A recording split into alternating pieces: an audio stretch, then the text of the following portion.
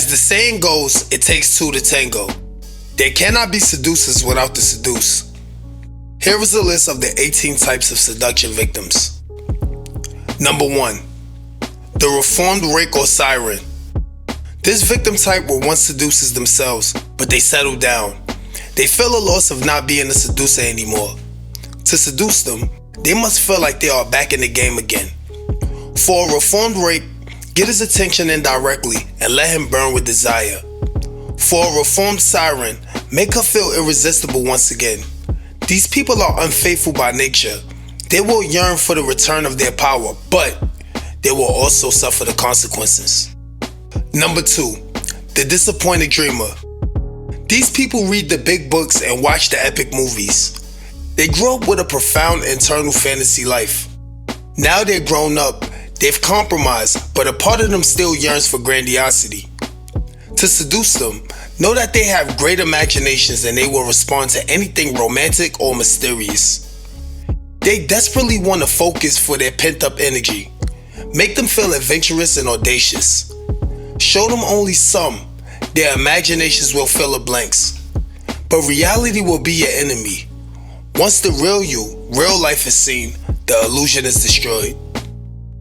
Number 3, the pampered royal. These people were spoiled children. Most kids learn to entertain themselves somewhat, but the pampered royal thinks other people should entertain them. They are looking for that paternal figure that will spoil them again because that is what they crave. To seduce them, the key is variety. Provide distractions, create mysteries, give them spectacles and illusions. Once hooked, they will be dependent on you as they were on their parents. You can usually recognize this type by their snobbery and pretension. Number 4, the new prude. Prudes don't care about righteousness per se. Prudes are obsessed by how others view them. They stringently uphold societal standards of tastefulness, political sensitivity, and values. They are judgmental and critical. Deep down, they are excited by guilty pleasures and vices. New prudes will be seduced by simply being in contact with a rake or siren. Once they finally let go of their inhibitions, they become your followers and may even overwhelm you with their newly awakened energy. Number 5, the crush star. Once upon a time, these people were celebrated. She may have been the most beautiful woman in the room. He may have been a star athlete, or she was a rising star in the company, but they have fallen. To seduce them, do this. Make them the center of attention. Be charming and attentive, fawning on their words, especially regarding their past glory. Your attention relieves their inner pain. Number 6, the novice. They are innocent because they don't have experience, but they yearn for experience. No one is as angelic as they seem. Novices are attracted to those who seem like they have the most to teach. They are attracted to the rogues, the promiscuous, and wicked.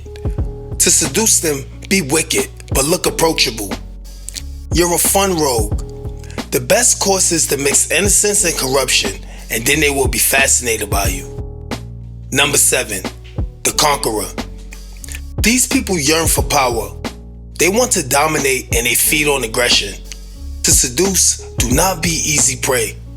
They want to chase, they want challenge, they want victory. Flirting works on them because it keeps them off their balance, exhausts them, and sooner or later they become dependent. Just look at how Josephine controlled Napoleon. Conquerors can be male or female. Number 8, the exotic fetishist. These people are not just interested in the new, we all are, but they are obsessed with it as well. They are really empty on the inside and they don't like who they are. They think that the exhilaration is far outside themselves, the exotic. To seduce, make yourself look exotic. Make yourself theater to their needs for the new, but their inherent shallowness will make them wary of you quickly. Number 9, the drama queen. Most men and women can be drama queens. Know them by the numerous tragedies and traumas in their life. They want the pain and bother of drama. They identify with it. If you are stable and secure, they will be bored by you. Trauma is necessary to alleviate their boredom. To seduce them, you must show them your rough side. It's the only thing they respect. Number 10, The professor.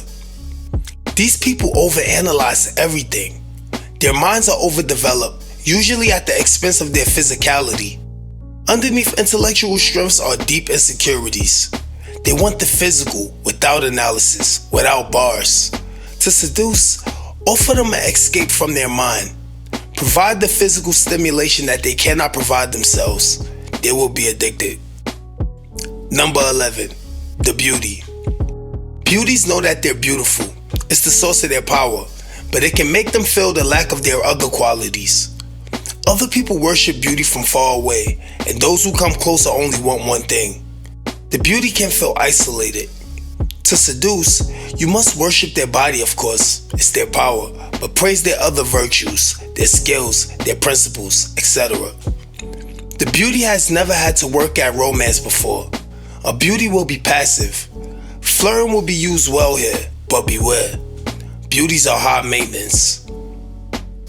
Number 12. The aging baby. Some people never want to grow up. This can be tragic after a while. What was sexy as a 20-something can look tragic for a 40-something. What they desperately want is someone else to be the adult in their life. They want to be taken care of so that they are free to play more often. They are like children, and like children, they can be narcissists. Number 13. The rescuer. Rescuers are sensitive people and they may genuinely love to help the sad and weak. But at the same time, they enjoy playing the rescuer. It strengthens their ego and makes them feel superior. To seduce a rescuer male, play the damsel in distress.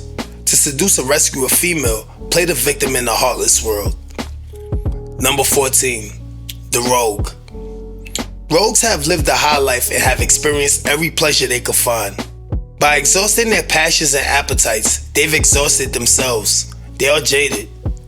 They yearn for the youth and innocence which they could never have again. To seduce them, you will need to at least look young. Claim that you are inexperienced to seem more innocent. They will be drawn to your innocence, even as they try to steal it from you. Number 15. The idol worshiper. Everyone feels a little empty on the inside, but idol worshippers are emptier than most. They will look for great causes or great people to adore and serve, thus distracting them from their inner emptiness. To seduce them, let romance and their religion combine. At first, share their cause and then become it. Hide your flaws or give them a holy polish. Keep yourself elevated and mirror the qualities that inspire them. Number 16. The sensualist. All people like pleasure, but sensualists have overactive senses and those senses demand to be fed. Sensualists will be sensitive to lights and colors, get thrills from scents and aromas, and love the touch and texture of things. To seduce them, aim for their senses. Find out what they enjoy, like their favorite color, scents, and sounds. Appeal to their senses and they will be distracted and vulnerable. Variety in kind and quality will keep them from being bored. Number 17. The lonely leader. Powerful people are distrustful of others, who are often fawning and complimentary just for something in return. They lose respect for other people and feel isolated. That isolation is the key to their seduction. Try talking to them as an equal, because without flattery, you will seem more genuine. There's not much room for seduction in their minds, perhaps because they have become hard or arrogant. But keep a way to stay active in their mind, and they will enjoy the escape you provide from the mean details of their world. Number 18. The floating gender. People of this type feel that the distinction between genders is a burden. In more traditional societies, they may go underground, repressing on one side and expressing the other. They may be considered latent homosexuals, but they could just as well be very heterosexual, just expressing different energies. What they seek is someone who allows them to relax their self-control so that they can explore their repressed energies. If you're not a floating gender yourself, don't bother to seduce them. Your lie will be quickly discovered. Robert Greene wrote of what he called the victim theory of seduction. Nobody in this world feels whole and complete. We all sense some gap. When we fall in love, it is often with someone who seems to fill that gap. The process is usually unconscious and depends on luck, but the seducer does not leave such things to chance. Seducers will not wait for luck. They will make their own luck. They will chase you, hunt you, and ravish you. This has been the 18 Types of Seduction Victims from Robert Greene's Art of Seduction. Make sure to leave anything that I might have missed in the comment section. The link to my course, How to Gain Power, can be found below in the video description. This has been How to Use Power, and we will see you next time.